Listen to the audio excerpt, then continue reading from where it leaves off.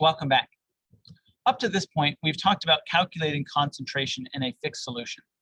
We're now going to talk about what happens if you take and you add water or other solutions. What happens to the concentration at that point? So we need to talk about two techniques that you can do in the laboratory. One is transfer, the other is dilution. Let's say that we start with a solution, and we take some of that solution and pour it out from one beaker into another beaker. We call this transfer. This is moving a portion of one solution from one container to another container. Because it's the same solution, and it started out as uniformly mixed, when we pour some out, the concentration of the solution remains constant. However, the volume of the solution, and therefore the moles of solute, are going to change. If we pour out half of the solution, then we have half the volume and half the number of moles. However, if we take that solution and instead add water, what we call this is a dilution. This is making the solution weaker by adding more solvent. When we do this, the number of moles of the solute remain constant while the solvent changes. However, the concentration and the volume of the total solution will change. The volume will get larger and the concentration will get smaller. When you're solving process calculations and problems that involve solutions in the dilution and the transfer process, I recommend taking a 4-step process to make sure that you systematically solve these in a way that will lead you towards the correct answer. The first step would be to write out a chemical process. You might consider asking, what's happening on the atomic scale? The second step of the process would be to draw pictures and evaluate what's happening on the macroscopic scale. Third, you'll want to solve for unknowns using M1V1 equals M2V2 or other relationships that are relevant. And then you want to evaluate, have you actually answered the original question? So let's follow this process here in a problem. If we have 10 milliliters of a solution that contains 2.25 molar sodium phosphate, we dilute it to 40 milliliters. We want to know what's the concentration of sodium ions in the resulting solution.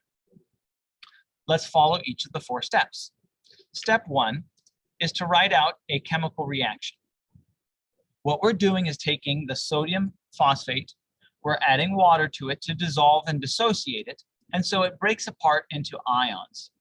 The ions that it breaks apart into are the monoatomic cations or anions or polyatomic ions.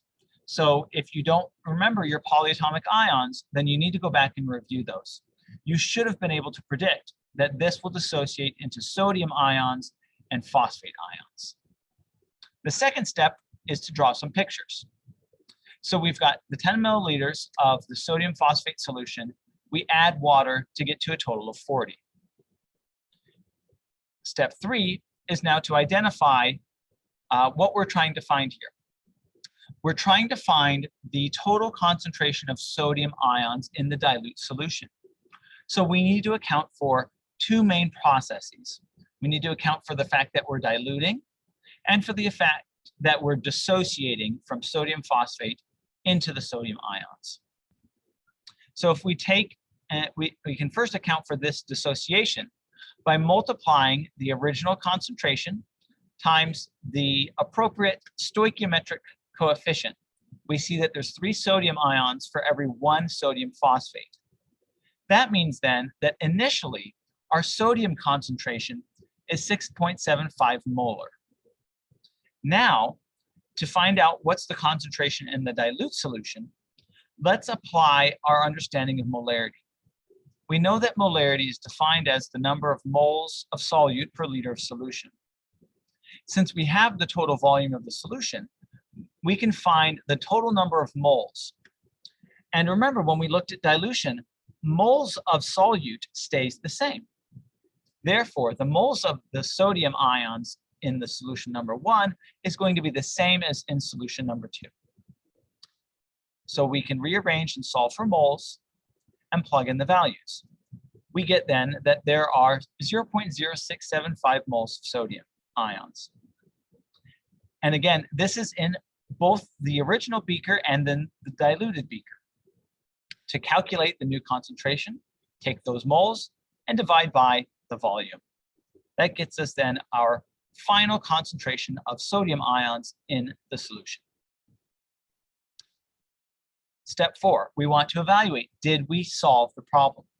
The problem asks you to find the concentration of sodium ions in the solution, and that is indeed what we solved for. Now, there's a shortcut, if you will, for dilution problems. Remember how I said that the number of moles of solute is the same in both the original and the diluted sample. Because of that, we can solve for the moles in the original and the moles in the dilute and set them equal to each other. That's what gets us this equation M1V1 equals M2V2. So for example, let's say that we had 20 milliliters of an unknown amount of magnesium nitrate, and we knew that the final concentration and the final volume. We can solve for the initial molarity by taking the initial volume, setting it equal to the final concentration and the final volume. We then rearrange and solve, and it's that simple.